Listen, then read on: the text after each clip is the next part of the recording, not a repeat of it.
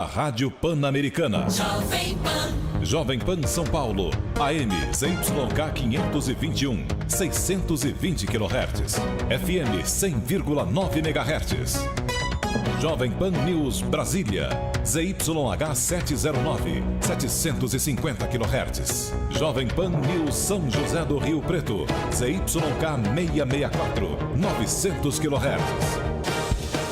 Você também pode ouvir a Jovem Pan no canal 405 da Sky, no seu smartphone ou tablet, através do aplicativo Jovem Pan para iOS, Android e Windows Phone, ou pelo portal jovempan.com.br. Jovem Pan, a rádio do Brasil. Jovem Pan. 3 em 1. 3 olhares sobre política, cultura, economia e comportamento.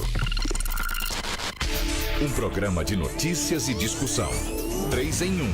Você explora as ideias e os fatos que importam no seu dia a dia e visita os bastidores da informação. 3 em 1, aqui na Jovem Pan. Olá, muito boa tarde. Começando 3 em 1 para todo o Brasil aqui na Jovem Pan. Hoje é segunda-feira, dia 30 de janeiro de 2017, uma semana que começa com muitas notícias, não é, Vera Magalhães? Muito boa tarde. Boa tarde, Patrick. Começa já quente. Começou ontem a semana já com o embarque do Ike e nada dá sinais de que ela vai acalmar. Temos muita coisa para falar. Vamos ao Rio de Janeiro, primeiro com o nosso Carlos Andreasa. Salve, Andreasa. Salve, salve, pessoal. Vamos com tudo. Agora você, Marcelo Madureira. Muito boa tarde, Madureira. Boa tarde, amigos da Jovem Pan. Vamos com tudo, como diria o grande Carlos Andreasa. É isso aí. Vamos com tudo, então, os nossos temas de hoje. A presidente do Supremo Tribunal Federal, a ministra Carmen Lúcia, homologou as 77 delações de executivos e ex-executivos da Odebrecht. Com o gesto, os documentos agora ganham validade jurídica. Quais serão os próximos passos? A gente vai discutir tudo isso aqui já no primeiro bloco. Também com a cabeça raspada, o empresário Ike Batista já está em uma das celas do presídio de Bangu, no Rio de Janeiro. Ele foi detido nesta manhã ao desembarcar no aeroporto do Galeão após uma viagem a Nova York. A prisão do ex-bilionário foi decretada na última quinta e desde então ele era considerado foragido. Esse assunto vai render muito. Claro que Donald Trump continua com destaque aqui no 3 em 1. A Justiça Federal dos Estados Unidos bloqueou parte do decreto assinado pelo presidente Trump que suspende a entrada de refugiados e de cidadãos de 7 países de maioria islâmica nos Estados Unidos. Foi uma confusão danada neste final de semana nos aeroportos, assunto também aqui no nosso 3 em 1. E vamos falar também da preocupação com a febre amarela. São Paulo já registra 6 casos da doença e está crescendo muito a procura também por vacinas. Nós estamos em AM e FM, nos aplicativos para smartphones e tablets e também no nosso site, no www.jp.com.br, claro, com imagens nos nossos canais do YouTube e também do Facebook. Aliás, sobre esse assunto é importante a gente dizer, né, Vera? Na sexta-feira, normalmente você que assiste a gente pelo YouTube, atualmente você acompanha a gente pelo canal do YouTube da Jovem Pan, né? Então você entra ali às 5 horas da tarde e já acessa direto o nosso programa. Qual que é a novidade a partir de agora? É que a partir do dia 1º, portanto, na próxima quarta-feira, nós vamos ter um canal próprio do 3 em 1, canal exclusivo do 3 em 1, que é o youtube.com/Jovem Pan 3 em 1. Só que com isso, para você fazer parte do nosso canal, você precisa lá se inscrever, para aí sim você ser avisado do momento em que o programa está começando. E claro, a gente vai ter ali também toda uma organização de todos os episódios aqui do 3 em 1, toda a nossa programação. Legal? Então faça a sua inscrição, que a partir de quarta-feira você vai nos acompanhar diretamente aqui no nosso canal. Vamos lá então, gente? Vamos. Nosso primeiro bloco, a presidente do Supremo Tribunal Federal, a ministra Carmen Lúcia, homologou as 77 delações de executivos e ex-executivos da empreiteira Odebrecht. A ministra decidiu também que os sigilos dos depoimentos serão mantidos. O material já está sendo encaminhado aí à PGR, daqui a pouco a Vera também traz mais notícias para analisar, os depoimentos para decidir aí se oferece a denúncia. Ô Vera, começando com você. Com a homologação, Carmen Lúcia, a gente pode dizer assim, tirou o bode da sala do ponto de vista da sinalização pública e também da política nessa questão? Eu acho que ela fez o correto, não tanto do ponto de vista político, nem midiático, nem nada. Ela fez o correto do ponto de vista técnico, jurídico. Havia um pedido sobre a mesa, ela era chefe do plantão judiciário e ela decidiu. O pedido era de urgência, vinha do Ministério Público e foi justificado pelo Procurador-Geral da República, Rodrigo Janot, em conversa com ela na semana passada. O que eu apurei, inclusive escrevi na minha coluna de hoje. Esse pedido de urgência se devia a vários fatores, tá? Do ponto de vista eminentemente técnico, do prosseguimento das investigações, tem muita coisa que decorre dele. Novas diligências, novas buscas e apreensões, novas fases da Lava Jato, novos depoimentos, indiciamentos, denúncias. Então, sem isso, nada disso poderia andar. Além disso, para a própria Odebrecht, tem uma série de procedimentos que dependiam da homologação. A própria leniência da empresa, que é a espécie da delação na área civil, dependia da homologação das delações para ser fechada, para ser concluída. Então, para ela pagar aquela multa bilionária que ela devia, precisavam ser homologadas as delações. Para que os delatores comecem a cumprir suas penas, elas precisavam ser homologadas.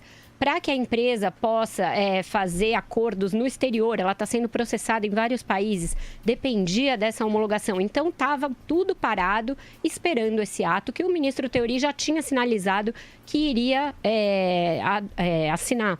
Então, ela fez uma coisa que se esperava dela como chefe do plantão, não como presidente do Supremo. Não é que ela avocou para si alguma coisa que não era da sua prerrogativa. Ela só cumpriu um pedido que havia sobre a mesa. Ela podia responder sim ou não, respondeu sim. Agora, hoje, ela e o Procurador-Geral da República voltaram a se encontrar. A gente não sabe o que tem de importante e de tão urgente para o Janot ter pedido também. Pode ser que tenha alguma medida que seja urgente e que tivesse ameaçada se demorasse muito. Então, agora a bola, escrevi isso também, está no pé do Janot. Eu disse aqui no Jornal da Manhã, escrevi, ele está com a bola, ele pediu urgência, ele tem de justificar essa urgência, tem de fazer as medidas que justifiquem essa urgência. No caso, até agora, ele foi meio lento. Ele apresentou alguns inquéritos em 2015 que ainda não estão todos com denúncia ou arquivados. Então, ele tem de ser mais célere agora. Andreasa, vamos começar com você primeiro. Foi no timing certo essa homologação logo na manhã desta segunda-feira? Como é que você vê essa questão? Primeiro eu queria dizer que bola no pé do Janot é aquela bola pesadona de 10 quilos para malhar, sabe? Difícil de chutar e fazer ela rodar. Olha, pode ter gente igual, mas mais do que eu, ansioso por essas homologações, por essa homologação, pelo conteúdo das delações, não há. Dito isso, eu quero registrar que eu gostaria que as coisas fossem feitas não politicamente. Aí eu discordo com a Vera. Para mim, hoje, a ministra Carmen Lúcia, mais uma vez, manifestou apresentou sua candidatura, né? Carmen Lúcia 2018. Jogou para a galera, para todas as galeras, certo? Primeiro, é evidente que esse pedido de urgência foi combinado entre eles, Janot e Carmen Lúcia. Até aí tudo bem. Se o Teori fosse vivo, o Janot teria pedido urgência? Não teria. Se o Teori fosse vivo, ele certamente não teria homologado hoje. Teria homologado no dia 1º. Por que essa pressa? Por que essa antecipação? A meu ver, é a ministra Carmen Lúcia.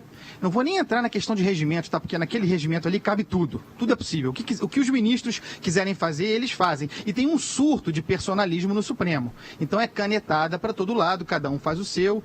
É evidente que no final das contas é um desprestígio para a corte, é um desprestígio para o próximo relator. O que ela deveria ter urgência, isso sim, é no encaminhamento do próximo relator. E aí ele homologaria as delações no tempo necessário. Eu pergunto também, a ministra Carmen Lúcia, no seu plantão, teve tempo de estudar essas delações, 77 delações, ou ela homologou na orelhada também para jogar para a galera? Não é necessário. Porque já estão dizendo que ela estudou. A homologação não é necessário, um ato só formal. É só para dizer se ela cumpriu as formalidades. Sim, não é necessário, mas é bom.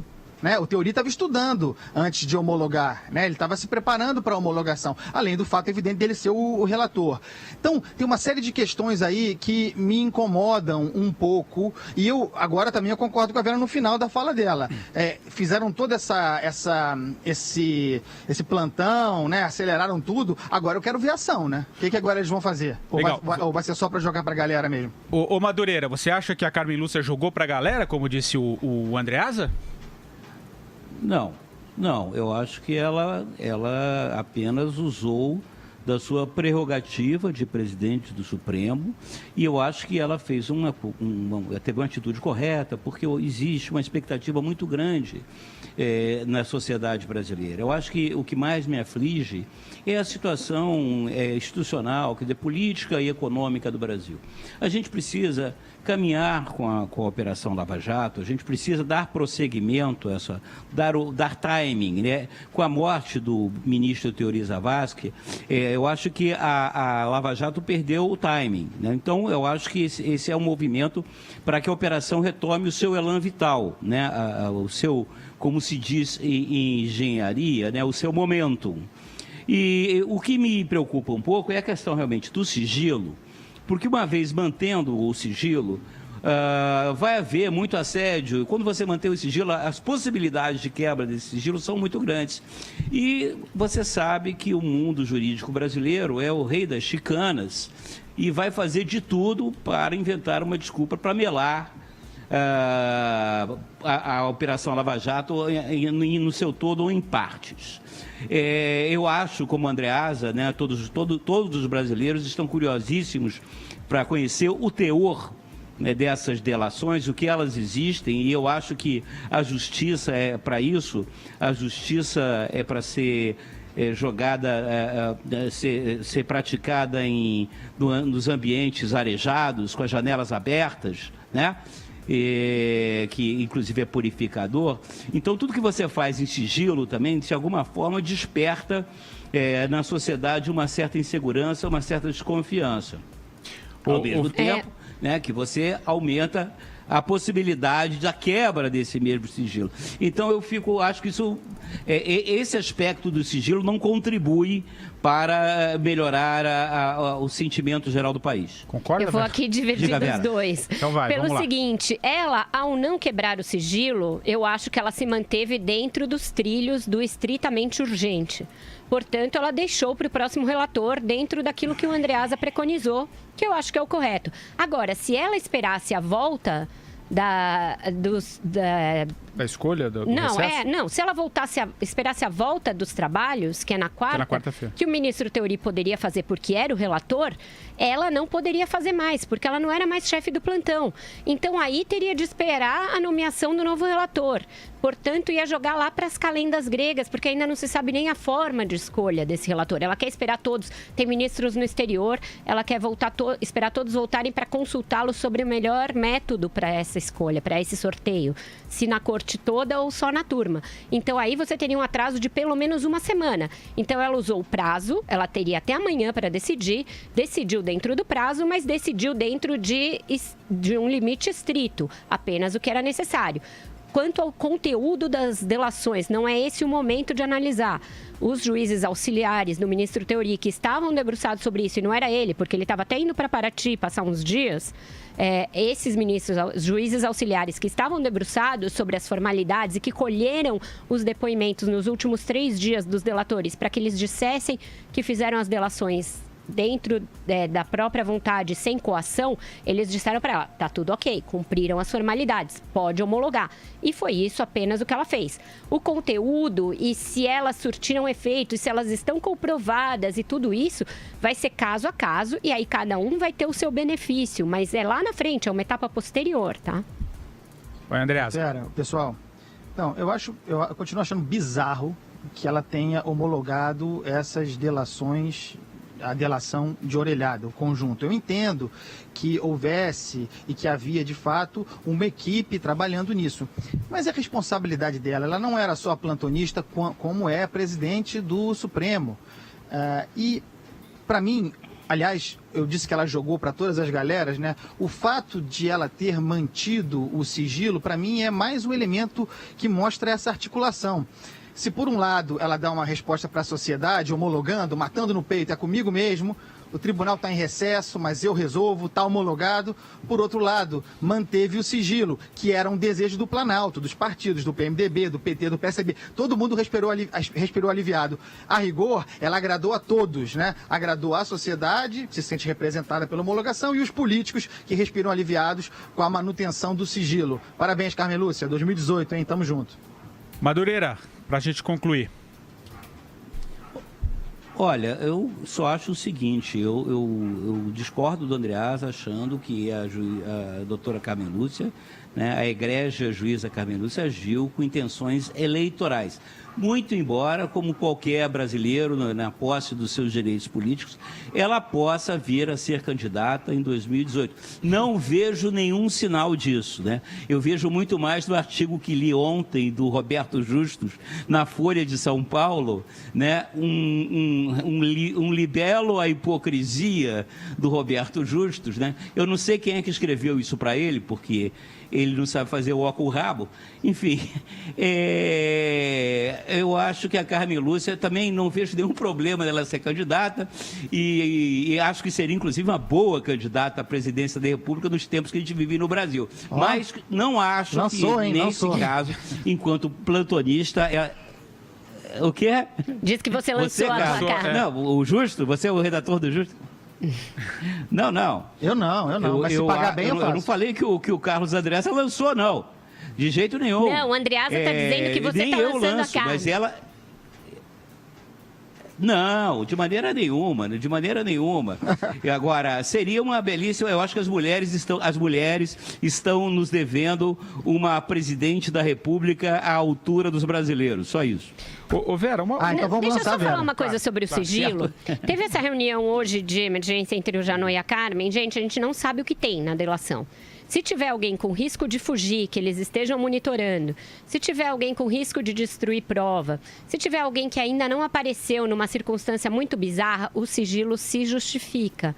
Então, eu acho que a gente não tem aqui, até o pessoal está perguntando no chat, meio indignado, a gente não tem que condenar esse sigilo a priori. A gente tem de primeiro saber, são 800 depoimentos de 77 delatores. Pode ter, como diria a Renata Lopretti, todo mundo e seu pai nessa lista. A gente não sabe se tem gente agora vai ter muito vazamento, né? A gente não sabe se tem tentativa de obstrução de justiça. Vai ter vazamento, esse é que é o problema. Mas é inegável, certo. Vai ter uma série de... Mas a gente tem que comentar com base nas informações que a gente tem. Não, a gente tem que... Se houver outros, a gente muda, né? A gente tem que comentar com base na experiência da Lava Jato, né? Que já permite saber algumas coisas. Uma delas é que gente tentou destruir prova, que gente tentou fugir. Se o Janot pediu urgência e hoje mesmo, depois da homologação, esteve com ela... A gente não sabe se nas próximas horas vai ter uma prisão de alguém, por exemplo, com base nessas delações. Então, eu acho que a gente precisa de mais umas horas para não analisar isso com ligeireza. A gente tem que saber. Eu, a priori, sou a favor da abertura de todo tipo de sigilo, como o Teori fez no Sérgio Machado. Mas pode ser que haja algo ali nesse calhamaço de papel. Mas não tem nenhuma ligeireza aqui, né, Vera? Que justifique. Ninguém aqui está fazendo análise ligeira, Não, né? não. O que eu estou dizendo é que a gente tem que esperar. Eu mesma não tenho uma opinião formada sobre isso. Eu só acho que pode ter coisa ali que justifique a manutenção do sigilo. Que não seja só político, entendeu? Sim. Acho que a gente tem uma opinião frágil, porque nós não conhecemos esse conteúdo. É a opinião possível nesse momento. Ela vai evoluir à medida que as informações aparecerem. Mas também a gente não pode deixar de falar o que nos ocorre com o que tem aí, né? Não, sei, mas é só para dizer que pode ser que ela não tenha jogado para os políticos ao decidir isso. Aliás, falando um pouquinho de Odebrecht, Vera, Andreasa e Madureira, o acordo de delação, pelo menos a notícia de hoje, o acordo de delação da Odebrecht causou o rompimento das relações entre o ex-presidente e herdeiro do grupo empresarial, Marcelo Odebrecht, e seu pai, o Emílio, que é presidente, né, do Conselho de Administração do conglomerado todo. A informação foi dada pelo UOL e teria sido confirmada por pessoas ligadas à Operação Lava Jato, ao Odebrecht, né, sob a condição de não serem identificados. Você acha que, de fato, houve esse rompimento? Não dou um centavo furado por essa informação. Ninguém que com acesso às investigações, ou a família ou a empresa, diz isso. Isso aí é cascata. Madureira, e você? Você acha que os dois romperam? Eu tenho... eu tenho informação de fontes confiáveis que já vem há tempos esse rompimento da família com o Marcelo.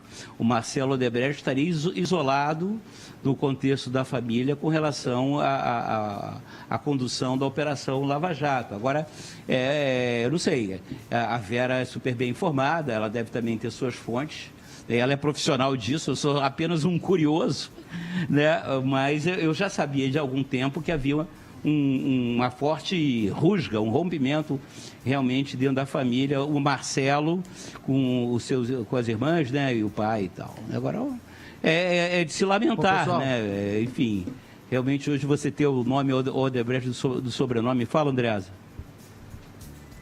Eu tendo a concordar com a Vera na análise dela. Me parece que nessa circulação de informação de que haveria uma ruptura, há uma tentativa de salvar um pouco exatamente disso, do nome Odebrecht, alguma coisa da família. Não acredito que seja verdadeiro, afinal de contas, jaca não cai longe de jaqueira. É isso, gente, é máfia. É tipo máfia, família e o resto.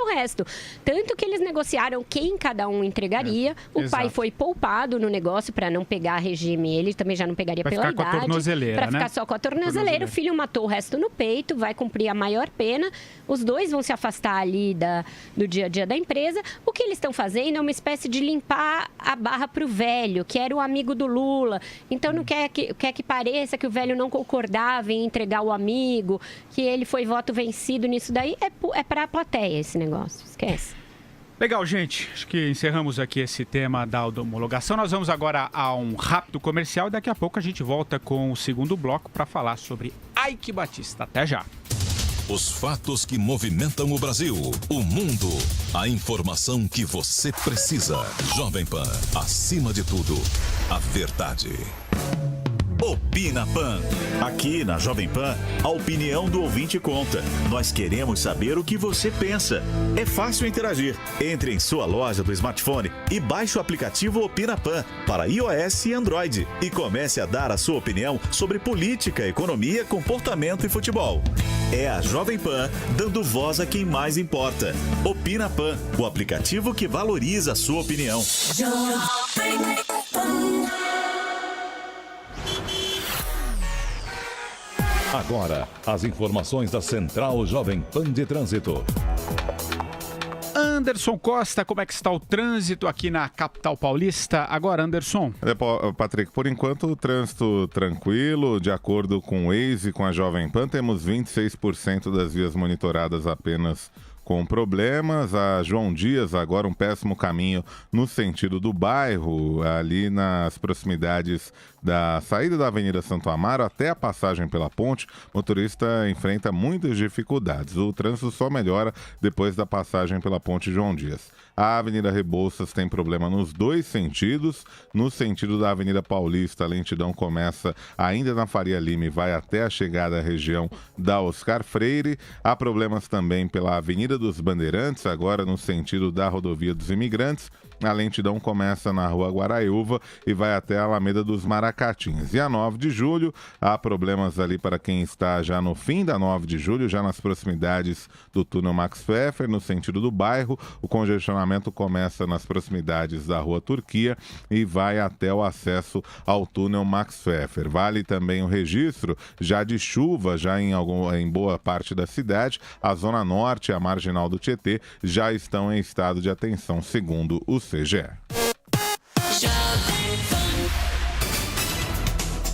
Estamos de volta com o 3 em 1 desta segunda-feira, dia 30 de janeiro, com outro assunto também de grande repercussão aqui ao longo do dia.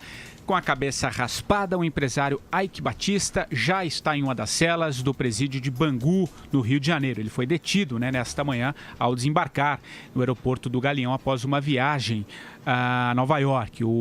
A prisão do ex-bilionário foi decretada na última quinta-feira, a gente falou muito aqui também na semana passada, e desde então ele era considerado foragido da justiça. Eu vou começar com esse tema com o pessoal lá do Rio de Janeiro, com o Madureira. Ô Madureira, o Eike Batista disse que decidiu voltar ao país para passar as coisas a limpo.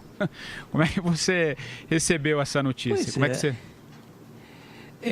É curioso, porque ele já havia procurado a Polícia Federal, já havia ido a Curitiba de maneira voluntária para prestar esclarecimentos. E não é que tempos depois ele é preso, quer dizer... E eu estava acompanhando a volta dele na Globo News. Ele parecia, parecia um cara realmente honesto, né? Ele é um grande ator, o Eike Batista, né? Ele é realmente muito midiático, né? Agora que ele não tem a peruca dele, eu não sei como é que ele vai fazer, né? Eu já vi as fotos dele, já careca na prisão. Né? Mas ele ainda no avião de peruca, falando. É engraçado como esses caras cometem as maiores barbaridades e depois ficam com aquela cara de paisagem, como se fossem verdadeiras vestais, né? Virgens, mulheres e homens, né? Absolutamente cumpridores rigorosos da lei, né? Por outro lado, achei como foi exagerada a cobertura, né, da Globo News, acompanhando de helicóptero o camburão do Eike até o Instituto Médico Legal, depois perseguindo ele até Bangu. Parecia que eles estavam fazendo um revival, né, quando aquele jogador de futebol americano matou a mulher lá, aquele bronco branco. Uma coisa que para mim não tem o menor sentido jornalístico.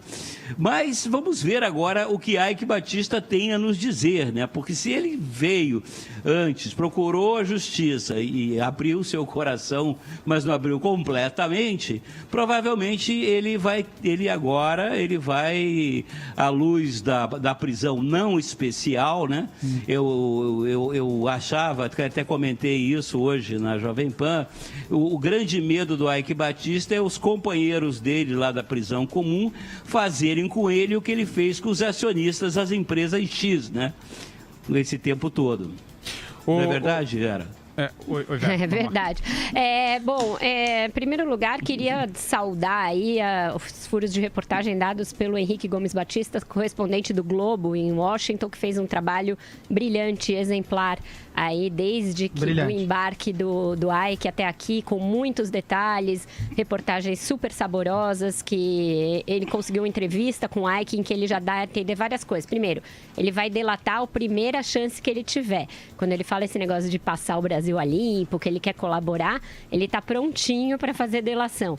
Segundo, esse desespero dele, da defesa dele, que oficiaram até a possibilidade dele sofrer atentados, enfim, de risco à integridade física dele em Bangu 9, que, aliás, é um dos melhorzinhos presídios que tem lá no Rio de Janeiro. Aquele para onde ele foi levado para triagem primeiro é bem pior. Terceiro, eu acho que o Eike, ele é meio... Eu não sei, ele passa a impressão de que ele é um pouco ingênuo, além de megalômano. Porque quando ele diz ali, a gente agiu dentro das regras, tomara que se passe o Brasil a limpo para que os empresários não precisem mais obter licenças dessa maneira.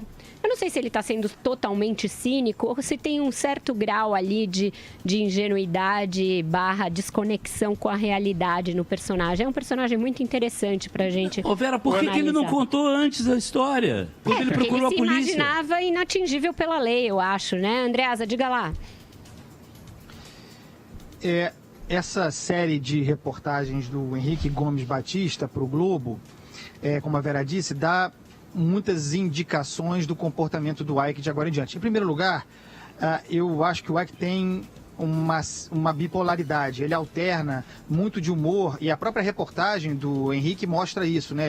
Ele alternou entre a introspecção e a euforia, tirou selfie, ele tem um certo alheamento ao mundo também, inclusive faz parte do personagem que ele criou.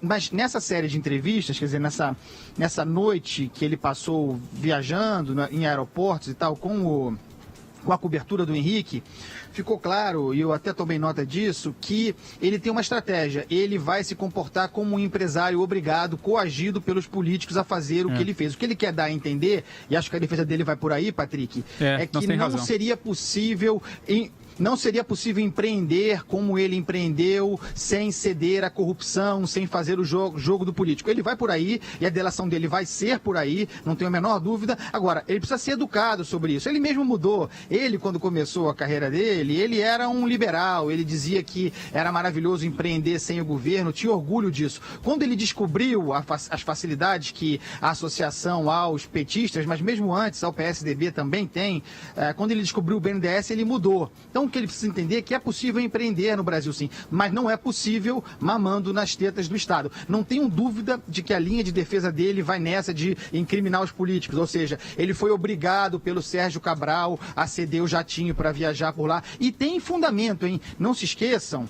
o Ike está enrolado, mas não se esqueçam do episódio do Cavendish, lá em Mônaco, segundo o qual foi obrigado pelo Cabral praticamente a comprar um anel.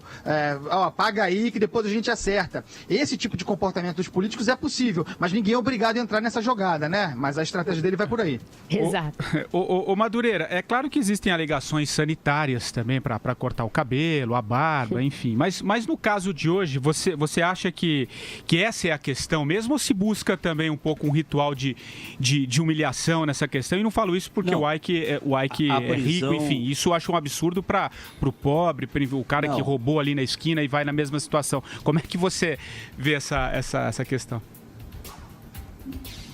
Não, Patrick, a lei é igual para todos. Toda a cadeia, todo o estabelecimento penitenciário tem regras. Inclusive, você é mãos para trás o tempo todo, você não pode encarar os carcereiros, os funcionários dos olhos, é tudo sim senhor, não senhor. Você tem todo um protocolo a ser seguido, a cabeça realmente é raspada por uma questão de higiene, você tem que usar um determinado uniforme. Eu acho que isso é uma grande lição, né? No Brasil, a lei vale para todos. É isso que me parece que está acontecendo. É isso que tem que ser feito. Não é nenhum problema de esculacho pessoal contra o senhor Ike Batista. O senhor Ike Batista foi preso e, dentro das regras brasileiras de prisão, ele está sendo submetido a todo o protocolo, a todo, digamos assim, a liturgia dos presídios brasileiros. Poderia estar em Alcaçuz, que era bem pior, mas está em Bangu 9, como bem disse a Vera, as instalações são razoáveis, deve estar fazendo um calor insuportável, porque Bangu é o bairro mais quente do Rio de Janeiro, hoje está fazendo um calor aqui senegalesco. Ficar sem peruca deve ser mais confortável, inclusive. Só sobre o que o Andreasa falou, desse negócio da suposta coação dos empresários pelos políticos. Ele deve mesmo ir nessa linha. Até ontem eu conversei com um interlocutor muito frequente dele, um político amigo ali, que dizia que mesmo nos tempos das vacas gordas do Grupo X, ele já se queixava de apetite extremado do Grupo do Cabral. Dizia que estava sendo chamado a apagar incêndios demais, que tinha virado uma espécie de bombeiro do Cabral. E a Malu Gaspar, que esteve aqui com a gente no 3 em 1 na semana passada, descreveu no blog da revista Piauí que ele cobrou aquela propina, essa última, de 16 milhões de dólares, a título de um seguro para os filhos, caso acontecesse alguma coisa com ele. Então vejam que não havia cerimônia mesmo em extorquir os empresários em troca de concessão de licenças, de benefícios e etc, né? Mas era uma via de mão dupla, realmente. Ele poderia ter sustado esse negócio, essa traficância. Diga. Ô Vera, você falou em política, eu me lembrei, um personagem-chave para a compreensão do Ike Batista, na transição dos governos do PSDB para o PT, inclusive porque migrou junto, é o Delcídio do Amaral. Sim. Tem muito a contar sobre as relações do Ike Batista com os governos. O Delcídio foi, inclusive, migrando do PSDB para o PT, aquele que introduziu o Ike na linguagem petista, digamos assim. Outra coisa que a gente não pode esquecer, inclusive em honra ao excelente trabalho que o juiz federal Marcelo Bretas, né, o Sérgio Moro do Rio, faz aqui, é investigar, não deixar de investigar e de apurar. Essa resposta precisa ser dada se houve ou não vazamento do pedido de prisão do Ike Batista. Lembrando que foi expedido no dia 13 e só foi cumprido, ou tentaram cumprir no dia 26. 13 dias depois. Não podemos nos esquecer disso. E eu acho que outro aspecto parecido é essa coisa se houve negociação para ele se entregar, né? Que também é complexo. Diga, Madureira. Isso. Tem tudo a ver, as duas coisas, velho. Não, outro detalhe importante que a Malu Gaspar levantou, até no programa passado eu falei isso, o que fazia o Breno, que é office boy lá do escritório do Ike Batista, que não mora na casa dele. Ele estava lá aguardando a polícia às 6 da manhã na casa do Ike Batista. O que fazia um funcionário do Ike Batista na casa do Ike Batista? Funcionário do escritório. Com ele viajando ainda por cima, né? O Andreasa, é claro que a gente já sabe a ligação que ele tem com o Sérgio Cabral, mas uma possível delação premiada do Ike, quem que você acha que está mais preocupado nesse momento com tantas coisas acontecendo, Andreasa? Tem uma sigla aí, Patrick, uma sigla só, que é a chave, a obsessão, BNDES. Se o Ike Batista se comprometer a contar tudo quanto sabe sobre o BNDES, sobre a política dos campeões nacionais, sobre interferência do Estado brasileiro na iniciativa privada, sobre coação de estaleiros internacionais como o Jurong aqui no Brasil, que foi coagido bizarramente a mudar do Espírito Santo para o Porto do Açu, o empreendimento falido do Ike. Olha, o BNDES, mas pode chamar de Dilma também. Vai, Vera. E eu acho que o Eduardo Paes está passando muito incólume a tudo isso, né? Se você for ver, todo mundo do PMDB do Rio já caiu o Rei de Ouros, caiu o Rei de Espadas, então, e só ele permanece ali. Eu queria colocar mais um nome, então, e o Pezão? Pois é, Pezão vai dançar e vai dançar na delação da Odebrecht também, que o Benedito Júnior vai entregar tudo sobre ele. Madureira, quer fazer alguma colocação também?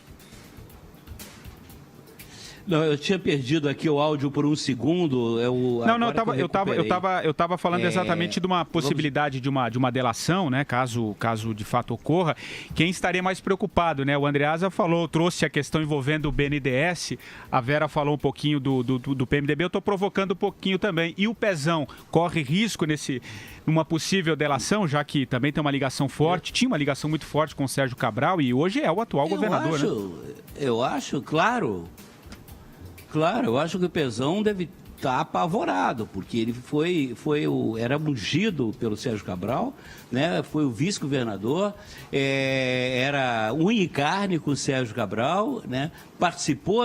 No mínimo ele participou de decisões importantes que levaram à ruína do Estado do Rio de Janeiro, né? E hoje o Estado do Rio de Janeiro está numa camisa de 7 varas, né? Com o governador Pezão sem saber o que fazer, e é evidente, não é possível que ele não tenha participado dessas negociatas, dessas jogadas todas.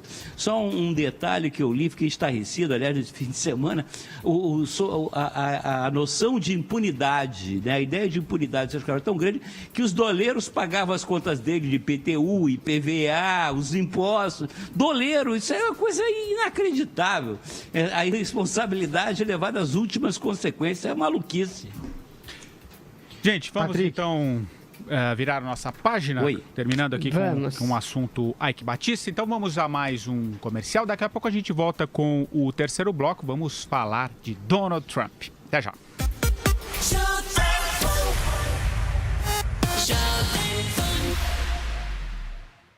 Ouça a Jovem Pan a toda hora e em qualquer lugar. Com o aplicativo da PAN, você pode assistir mais de 12 horas de programação ao vivo, jornalismo de primeira, política e tudo sobre o seu time do coração. Ouça a Jovem Pan News, a Jovem Pan FM e as afiliadas da PAN de todo o país. Tudo ao alcance de um toque. Baixe agora. É o do ícone vermelho, disponível para todos os smartphones. Agora, as informações da Central Jovem Pan de Trânsito.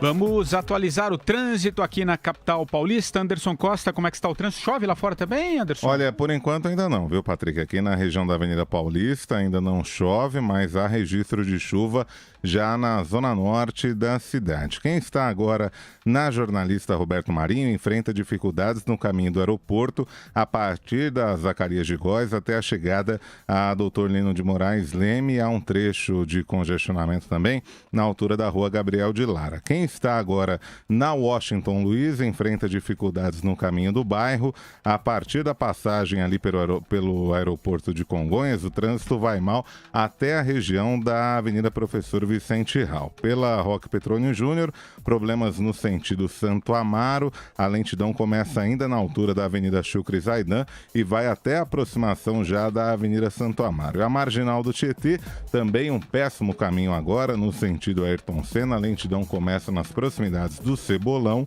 e vai até pelo menos a ponte da Casa Verde. Depois o trânsito dá uma melhorada e volta a ficar difícil até pelo menos a aproximação já da rodovia Presidente Dutra. No sentido oposto, quem segue rumo ao Cebolão, o trânsito flui um pouco melhor nesta tarde de segunda-feira. Em todos os lugares, em multiplataforma. Jovem Pan, a marca da credibilidade.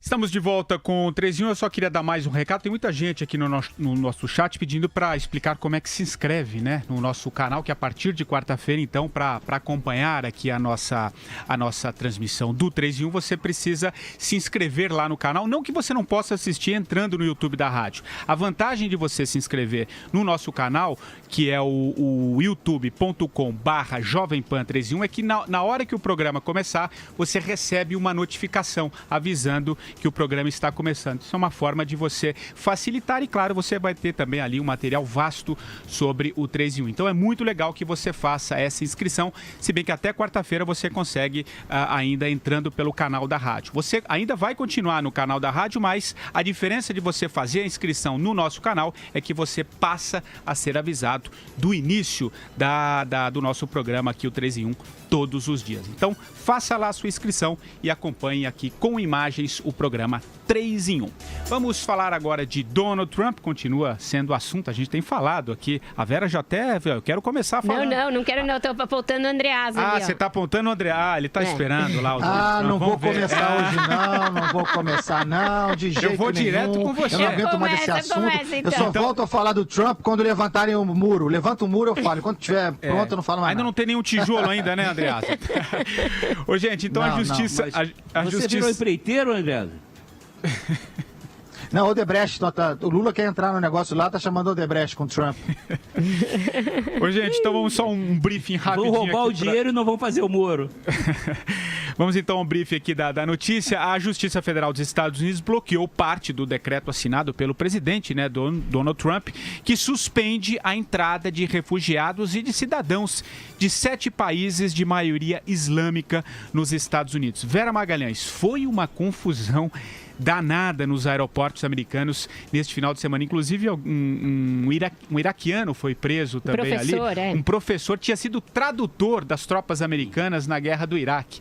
Quer dizer, não sobrou para todo mundo ali, né, velho? Começa com você, então. Uma lambança condenada, já revertida por vários juízes norte-americanos, condenada até por funcionários do Departamento de Estado e de Política Interna de Segurança Nacional que não foram ouvidos antes dele soltar essa ordem executiva bizarra, que contraria até a Constituição. Está sendo condenado por vários líderes mundiais, inclusive conservadores, como a Theresa May, do Reino Unido. Enfim... Minha musa. Eu acho injustificável, eu acho ridículo. Vários países que tiveram cidadãos que praticaram atos terroristas nos últimos anos não estão no banimento. Outros que não têm pessoas que praticam terrorismo há décadas estão. Não tem a menor justificativa, não tem uma régua, não tem um critério. Você bane a população inteira do país. Você bane quem tem green card norte-americano. Aí tiveram que voltar atrás nesse pedaço.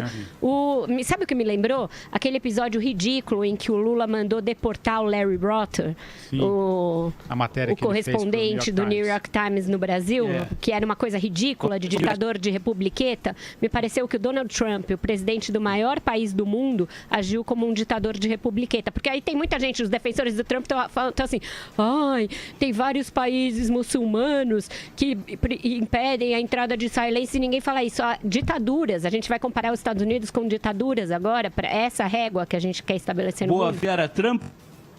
Diga. Um probleminha agora na comunicação com o Madureira, é isso? Vamos refazer o contato com ele. Então vai você, Andreasa. É um decreto do presidente dos Estados Unidos. Um decreto. Ele é bem claro. Estabelece que por 90 dias, cidadãos de 7 países, não, por 90 dias, é preciso deixar claro que é um tempo determinado, não poderão entrar nos Estados Unidos, e por 120 dias, refugiados, ok? Então, é um decreto. A gente precisa, evidentemente que não é o caso da Vera, tá? Mas eu vejo muita histeria relativa a tudo quanto o Donald Trump faz. Ele não fechou os Estados Unidos para sempre, não está encerrando a imigração. Não se trata disso. Se um dia ele fizer isso, nós vamos falar sobre isso aqui. Vamos botar a bola no chão e analisar o que ele de fato fez. Isso se chama freio de arrumação. Tá claro. Concorde-se ou não com a determinação dele, eu mesmo tenho restrições no caso dos refugiados, porque fere o tratado a Convenção de Genebra, né, que os signatários dos Estados Unidos é um deles, devem acolher refugiados de guerra. Mas, repito, se justifica num caso como esse. A política externa legada pelo Obama, mas também a Europa é exemplo disso, está absolutamente bagunçada. Está aí a imigração para a Europa para mostrar. Então, o sujeito assume e reorganiza o seu quintal. Não é nada além disso. Repito, concorde-se ou não com a decisão. São 90 dias, pessoal. 90 dias para se estudar, para se examinar a situação, para encontrar novas balizas, para se reavaliar a questão alfandegária. Tem muita justificativa para isso. Lembrando que são 7 países, não são 7 países quaisquer.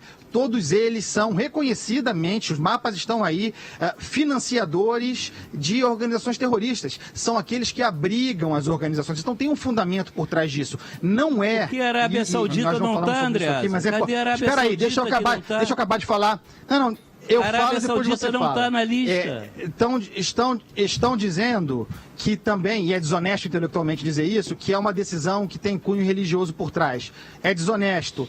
Não é uma decisão contra os muçulmanos. Há mais de 50 países de maioria muçulmana que não estão contemplados nessa decisão. São 7 países que abrigam o terrorismo e que financiam o terrorismo. A questão da Arábia Saudita é de outra natureza, e eu não tenho a menor dúvida, Madureira, que eles vão chegar lá. Inclusive, eu tenho a impressão que é o próximo país com uma resolução específica para a Arábia Saudita. Vamos aguardar. Vai, Madureira.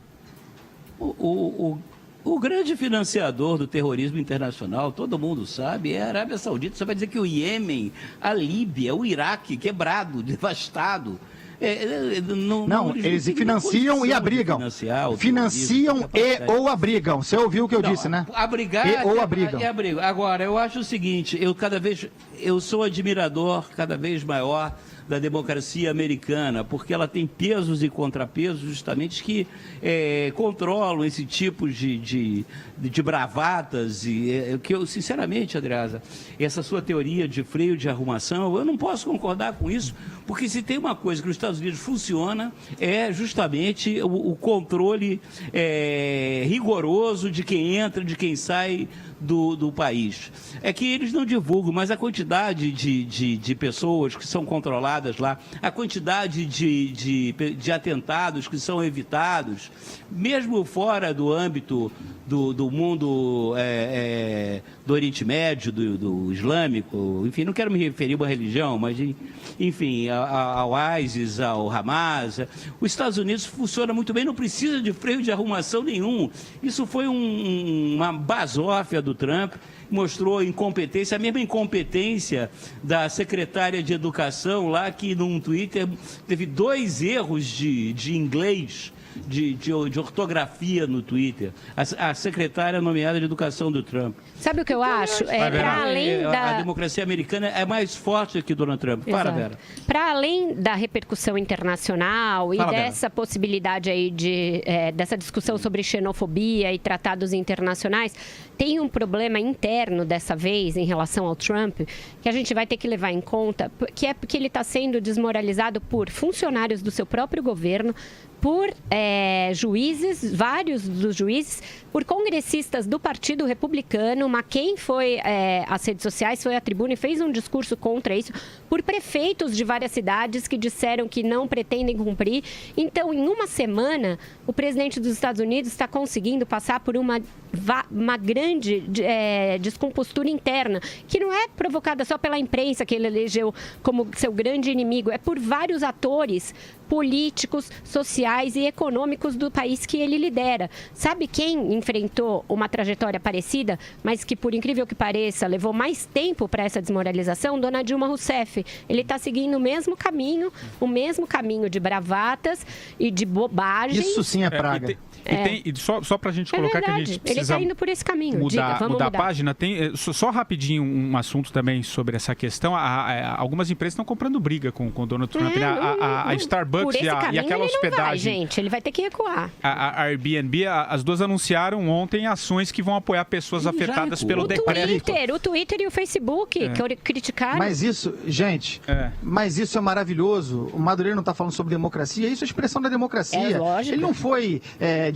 Ele não foi diminuído pelos seus auxiliares e pela justiça. A justiça reagiu a um elemento evidentemente inconstitucional da decisão dele, que é o negócio do Green Card. Então, há excessos, você poda o excesso. O Starbucks agora vai usar isso tudo de escada para fazer marketing. Que maravilha! É assim que se espera que aconteça nos Estados Unidos, minha gente. Eu quero deixar claro aqui uma coisa. Nós aqui, todos nós, não fazemos torcida, tá? A gente analisa. Então, eu estou tentando tirar um pouco toda a carga negativa, porque acusam o Donald Trump de fazer campanha até hoje. A imprensa também e a oposição não saiu da campanha até agora. Vamos botar a bola no chão e examinar o que ele fez de fato. É uma decisão que tem prazo de validade, 90 dias. Boa ou não, vamos ver. Vamos dar o tempo para a coisa acontecer. Mas ela é uma coisa, não é outra. Quando o Trump fechar as fronteiras e for realmente uma atitude xenófoba, aí a gente acusa. Mas calma, vamos examinar, vamos dar tempo. Ele pode até estar errado, tá? Mas o que se espera de governantes é que assumam uma posição e tomem decisões. O cara está tomando uma decisão, ela pode estar errada, mas ele fez um decreto, ele pode fazer. Quando há excesso, a justiça reage. E é isso, bola para frente. Não há nada além disso. Bom, chega de Donald Trump, vamos aqui ao nosso último tema, gente. Vamos falar de um outro assunto muito sério, né, que é o surto de febre amarela no país. Hoje a Secretaria de Saúde de São Paulo confirmou 6 casos de morte por febre amarela no estado, né, e 17 casos estão sendo investigados. Foi confirmada também a primeira morte pela doença no Espírito Santo. Mas o estado que lidera o ranking é Minas Gerais. Até agora foram 97 casos confirmados da doença e um número de 40 mortes pela febre amarela. A gente vai discutir esse caso, mas hoje nós temos uma novidade também sobre isso. 3 em 1. A exclusiva da Vera. Nossa, Vera Magalhães, agora jogou uma tem uma responsabilidade, vinheta, né, sobre os meus ombros. Que exclusiva é essa? Tá tudo isso, gente. Que é isso, gente. É o seguinte, minha gente. Que luxo! Tá começando a faltar vacina em vários estados, né? A gente mesmo noticiou aqui em São Paulo tá faltando, no Rio tá faltando, em Minas, em várias cidades, porque é lá que tá o principal surto. Salvador também e DF. São esses os casos já reportados de falta de vacina. Isso se deve àquela histeria clássica do brasileiro, que quando tem um caso ou 2 de febre amarela, que ainda é só silvestre, corre todo mundo para o posto de saúde para se vacinar. Porém, Dona Dilma Rousseff, lá no ano passado, quando já estava respondendo ao processo de impeachment, março, abril, liberou o Ministério da Saúde e o laboratório Biomanguinhos, que é quem fornece as vacinas de febre amarela para o governo federal, a mandar uma grande quantidade de doses de vacina para ajudar a conter um surto que ocorria em 3 países da África: Angola, República Democrática do Congo e Uganda. Eram surtos fora da curva ali da OMS, tiveram muitos casos reportados. A OMS já tinha esgotado o seu estoque de vacinas para esse fim, para combater febre amarela no mundo, e o Brasil ajudou. Isso é dentro de tratados que o Brasil assina, portanto é permitido, portanto é legal e, portanto, é esperado que o Brasil faça isso, porque é um dos países que detém essa tecnologia de produzir uma vacina que requer uma série de coisas. Porém, foram mandadas 5.600.000 doses de vacinas do Brasil para esses países da África, e agora temos uma falta em território brasileiro. Eu acho que o Ministério da Saúde e Manguinhos tinham de vir a público e anunciar se esses estoques teriam validade para atender esse surto brasileiro. Por que isso foi feito e foi até considerado uma coisa boa e tal do Brasil na época? Porque o Brasil há muitas décadas não tem um surto de febre amarela. A última foi no Rio Grande do Sul, era bem mais localizada do que essa agora.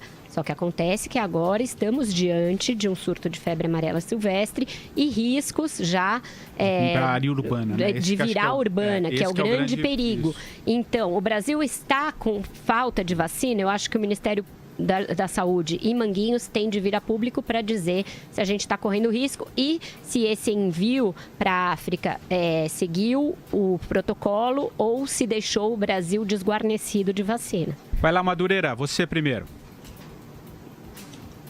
Pois é, eu estava lembrando aqui o meu avôzinho que fugiu da Alemanha no século passado, chegou aqui, a primeira coisa que ele contraiu foi febre amarela, quase morreu no Rio de Janeiro. Mas isso, ó, meu avô já teria mais de 100 anos se hoje ainda fosse vivo.